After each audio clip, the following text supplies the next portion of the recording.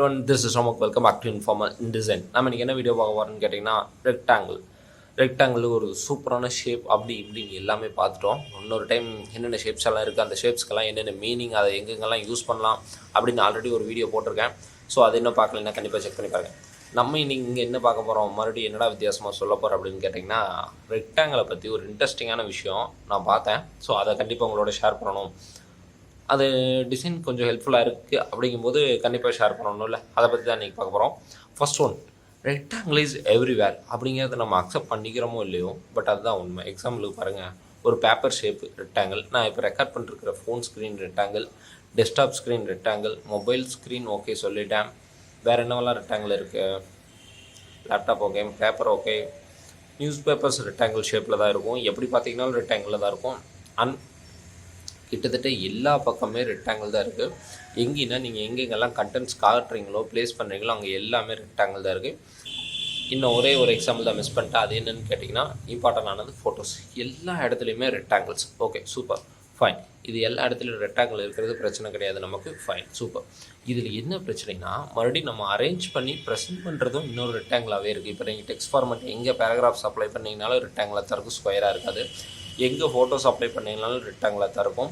So இது ஒரு overall மறுபடியும் ரெக்டாங்கிள் கொடுக்கும். அந்த ரெக்டாங்கிள் நீங்கள் எல்லாம் கரெக்டாக எங்கெங்கே வைக்கணுமோ அதாவது அங்கங்கெல்லாம் அரேஞ்ச் பண்ணிங்கன்னா அந்த மறுபடியும் இன்னொரு ரெக்டாங்கிள் க்ரியேட் பண்ணிட்டு that's looks fine also.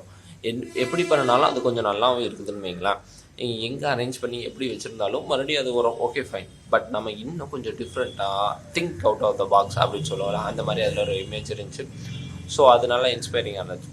So அப்படி இருக்கும்போது என்ன பண்ணலாம் அப்படிங்கிறது தான். இப்போ எக்ஸாம்பிளுக்கு நான் இங்கே ஒரு இமேஜ் காட்டுறேன், அதுலேருந்து நான் என்னென்னலாம் பண்ணலாம் அப்படின்னு சொல்லி. ஓகே, நான் இப்போ இங்கே காட்டியிருக்க இமேஜில் மொத்தம் 5 ரெக்டாங்கிள் இருக்குது. 5 ரெக்டாங்கிளில் டெக்ஸ்ட் பாக்ஸு, இமேஜஸ், இது எல்லாமே இருக்குது. இது எல்லாமே சேர்ந்து மறுபடியும் இன்னொரு பெரிய ரெக்டாங்கிளை க்ரியேட் பண்ணியிருக்கு. கரெக்டாக பார்த்தீங்களா? லைன் ஃபோட்டோஸ், இது ஒரு ஸ்கெலிட்டன் ஃபோட்டோஸ், 2-3 டெக்ஸ்ட் பேராகிராஃப்ஸ், இது எல்லாமே சேர்ந்து மறுபடியும் இன்னொரு ரெக்டாங்கிள் கிரியேட்.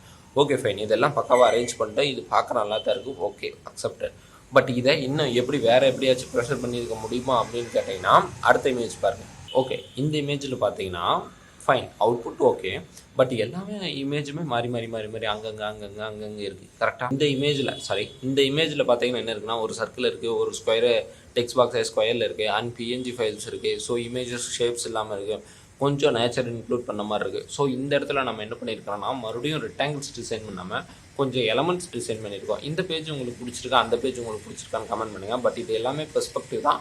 பட் இப்படியும் பண்ணலாம் அப்படின்னு தெரியும். ஆல்ரெடி நான் இந்த மாதிரி நிறைய சைட்ஸும் செக் பண்ணியிருக்கேன், பார்த்துருக்கேன். அது ரொம்ப நல்லாயிருக்கும். பட் நிறைய இடத்துல ரெக்டாங்கிள்ஸ் இருக்கிறதுனால எங்கேயாச்சும் நம்மளால் இதை அப்ளை பண்ண முடியும் அப்படிங்கிற பட்சத்தில் ஸோ சர்க்கிள்ஸோ வேறு ஏதாச்சும் ஷேப்ஸோ இல்லை இந்த மாதிரி பிஎன்ஜி இமேஜஸ் ஆட் பண்ணிங்கன்னா கொஞ்சம் பெட்டர் லுக்கிங் கொடுக்கும். இப்போ நிறைய மாறிட்டு வருது, எல்லா இல்லுஸ்ட்ரேஷன்ஸ்க்கு மூவ் ஆகிட்டு இருக்கும். அடுத்தது 3D வரப்போகுது, ஃபைன். பட் ஸ்டாண்டர்டாக ஒரு இது மெயின்டைன் ஆகுதுன்னா அது ரெக்டாங்கிளுக்கு தான் இருக்கும். ஸோ அதை பற்றி கொஞ்சம் பேசணும், அதிலிருந்து கொஞ்சம் வெளியே வரணும் அப்படிங்கிறது தான்.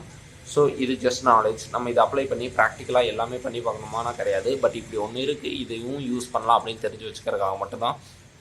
தேங்க்ஸ் ஃபார் வாட்சிங், have a nice day. And இது போல் இன்னும் நிறைய வீடியோஸ் வேணும்னாலும் கண்டிப்பாக கீழே கமெண்ட் பண்ணுங்கள். See you in next video. Bye. Wait. சொல்ல வந்துடுறேன். Have a good day. கண்டிப்பாக உங்களுக்கு நல்லா அமையும். அதுதான் சொல்லிட்டு போகணுன்னு. Be awesome. Bye.